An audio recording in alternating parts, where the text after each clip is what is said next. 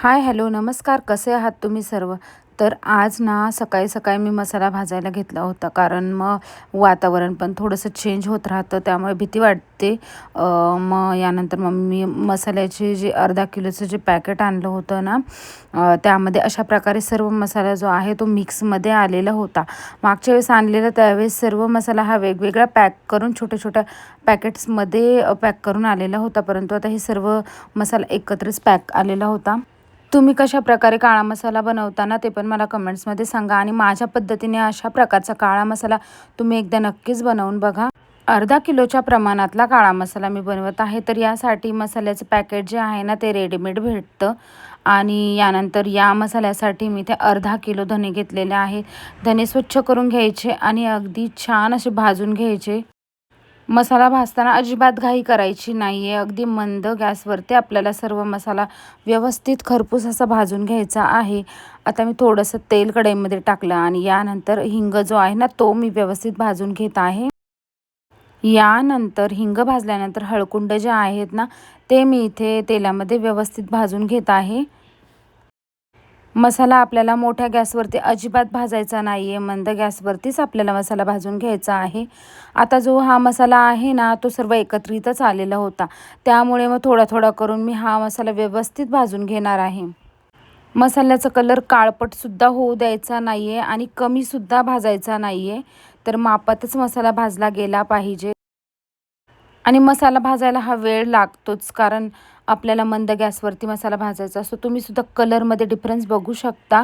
तर याच कलरवरती आपल्याला मसाला भाजून घ्यायचा आहे. तर अशाच प्रकारे मी 2 बॅचमध्ये हा मसाला भाजून घेतलेला आहे व्यवस्थित. अर्धा किलो प्रमाणाच्या मसाल्यासाठी हे अर्धा किलोचं रेडीमेड पॅक येतं, ज्यामध्ये सर्व खडे मसाले प्रमाणामध्ये दिलेले असतात. परंतु त्यानंतर यामध्ये अर्धा किलो जे आहे ते धने आपल्याला टाकायचे आहे. त्यानंतर अर्धा किलोच कांदा टाकायचा आहे आपल्याला यामध्ये. मसाला बनवायच्या अगोदर 8-10 दिवस आधी तरी तुम्हाला कांदा वाळवून घ्यायचा आहे आणि आता रेडीमेड वाळवूनसुद्धा कांदा भेटतो. तो सुद्धा तुम्ही यूज करू शकता, परंतु हा कांदा मी स्वतः कट करून वाळवलेला आहे.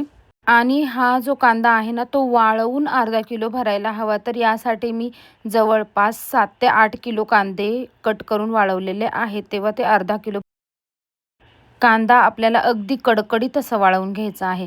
आता जे तेजपान आहेत ना, ते सुद्धा आपल्याला व्यवस्थित भाजून घ्यायचे आहे. अगदी थोडंसं तेल टाकून आपल्याला हे व्यवस्थित थोडासा कलर चेंज होईपर्यंत भाजून घ्यायचे आहेत. मसाल्याची क्वालिटी जी आहे ना, ती मसाला भाजण्यावरती पूर्णपणे अवलंबून असते. तर इथे मी आता कांदा भाजून घेत आहे. कांदासुद्धा 2-3 बॅचमध्ये मी व्यवस्थित बारीक गॅसवरती भाजून घेणार आहे आणि आपल्याला अगदी खरपूस असा कांदा भाजून घ्यायचा आहे. थोडासा कांदा भाजून झाल्यानंतर इथे 1 ते 2 चम्मच इतकं तेल टाकून आपल्याला कांदा व्यवस्थित भाजून घ्यायचा आहे आणि अशा प्रकारे गोल्डन कलर येऊ द्यायचा आहे आपल्याला कांद्याला. सर्व कांदा मी अशाच प्रकारे भाजून घेतला. यानंतर इथे मी मिरच्या घेतलेल्या आहे. तर मी मिरच्या अर्धा किलोच्या मसाल्यासाठी 400 ग्रॅम इतक्या मिरच्या घेतलेल्या आहे आणि या 2 ते 3 प्रकारच्या मिरच्या ज्या आहेत त्या एकत्र करून मी हे घेतलेल्या आहे. तिखट मिरची आणि एक कलरची मिरची, एक तरीची मिरची, अशा प्रकारच्या 3 प्रकारच्या मिरच्या ज्या आहेत ना, त्या व्यवस्थित देठ काढून इथे मी घेतलेल्या आहेत. या पण आपल्याला थोडेसे काळे स्पॉट येईपर्यंत भाजून घ्यायच्या आहेत. आता इथे खोबरं मी अगदी बारीक स्लाईसमध्ये कट करून घेतलेलं आहे. तुम्ही किसूनसुद्धा घेऊ शकता.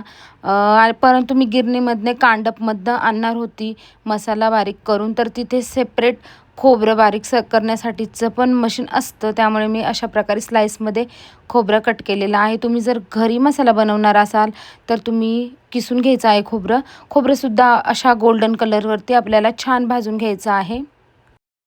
खोबरंसुद्धा आपल्याला बारीक गॅसवरती भाजून घ्यायचं आहे. खूप जाळायचं नाही आहे आणि खूप कच्चं पण ठेवायचं नाही. त्यावरती सुद्धा मसाल्याचा कलर अवलंबून असतो. आता सर्व मसाला व्यवस्थित थंड होऊ द्यायचा आहे. त्यानंतर एका स्वच्छ डब्यामध्ये आपल्याला हा मसाला भरायचा आहे. आता मी पहिल्यांदा जो खडा मसाला आहे ना, तो थंड करून व्यवस्थित डब्यामध्ये भरून घेतलेला आहे. यानंतर मग मी इथे